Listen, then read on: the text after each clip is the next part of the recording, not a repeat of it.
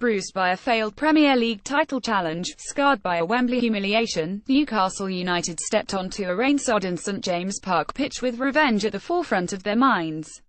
Walking out alongside them was the Manchester United team that had inflicted both of those heavy blows upon Kevin Keegan's side. United were led by the two men who had broken Newcastle and their inspirational manager just months before this Tyneside showdown.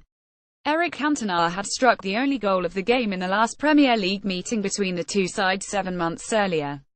Nerves were frayed and tensions mounted as the Magpies creaked under the pressure. A first top-flight title in 69 years was slipping away. A 12-point lead was overhauled. Keegan exploded as Sir Alex Ferguson clicked the battle of minds into top gear. With Newcastle beaten and broken, the title went to Old Trafford. A sombre mood enveloped Tyneside for weeks. But the club gained a moral victory during the summer, when Keegan persuaded Alan Shearer to snub the seemingly guaranteed silverware on offer at Old Trafford to return to his native northeast. Shearer's arrival was intended to herald a power shift at the top of the Premier League, but the mood darkened again as Newcastle and Man United renewed their rivalry in the Charity Shield. A rampant Red Devils put 4 past Newcastle without reply, and Cantona, predictably, was at the heart of everything. The scene was now set for their first league meeting of the 199,697 season on a rainy October day on Tyneside. Despite that chastening Charity Shield defeat, St James Park buzzed with expectancy and nervous tension. What followed has gone down in Magpies folklore. A tentative opening to the game saw both sides showing plenty of endeavour without reward. Then the opening goal arrived and it fell to the hosts. Embed from Getty Images. It was not from the wing wizardry of David Ginola or the jinking Geordie genius of Peter Beardsley that broke the deadlock. Nor was it from the brains and brawn of Keegan's twin towers Les Ferdinand or Alan Shearer. It didn't even come from the extravagance of defender Philippe Albert, but more of him later. No, when it arrived, the goal came from the head of the man that provided some defensive ballast to Keegan's marauding Magpies. Darren Peacock prowled the edge of the 6-yard box as Ginola sent in a corner from the left-hand side. The cross found Shearer around 10 yards out and the England striker headed back across goal. As the ball looped towards an unmarked Peacock, he headed tentatively towards goal, more in hope than expectation.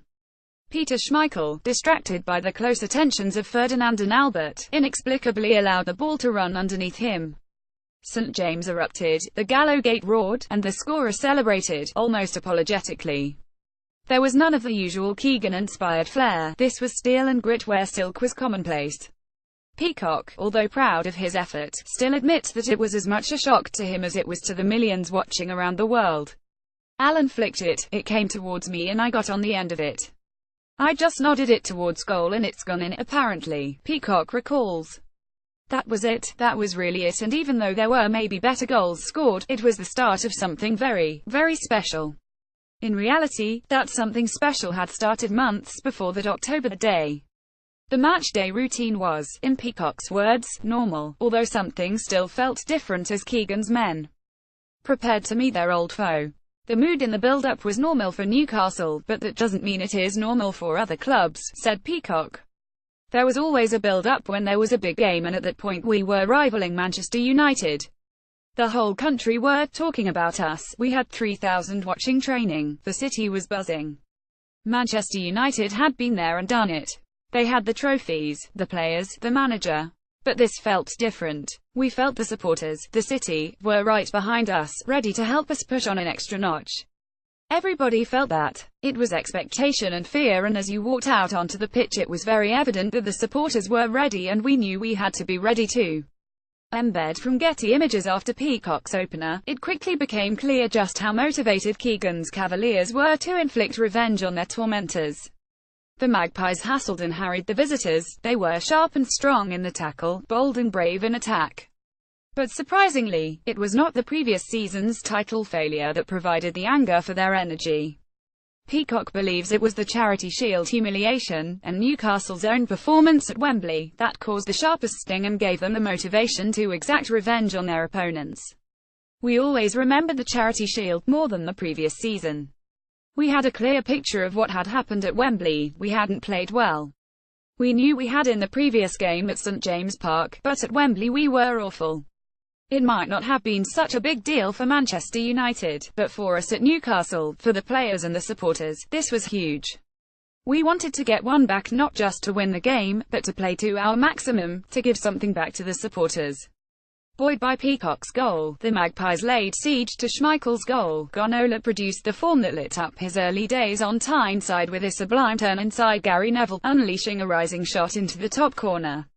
2-0 became 3 just after the hour mark. In the two clubs' previous meeting in March, Schmeichel had frustrated the home side with a breathtaking display, denying Ferdinand on several occasions. But this time there was no stopping the powerful striker as he rose to meet a cross from Shearer, the sort of cross that strikers go to bed and dream about receiving every night. The bar and post were hit. Schmeichel turned quickly, but only to see the ball nestle in his net. Ferdinand celebrated, and Shearer gestured towards the Manchester United supporters that had jeered his every touch, still annoyed by his double snub of a move to Old Trafford. His turn would be next. Beardsley crashed a shot at goal. Schmeichel saved. Ferdinand pounced on the rebound. Schmeichel parried. But Shearer would not be denied. The stretch, as Sky's Martin Tyler said, was complete. The best was yet to come. The Magpies surpassed their 4-goal Wembley woes with a goal that has gone down in Premier League history. Albert strolled forward from his centre-back position, collected a pass from Robert Lee and lofted the ball over Schmeichel in almost arrogant fashion. "Absolutely glorious," bellowed Tyler.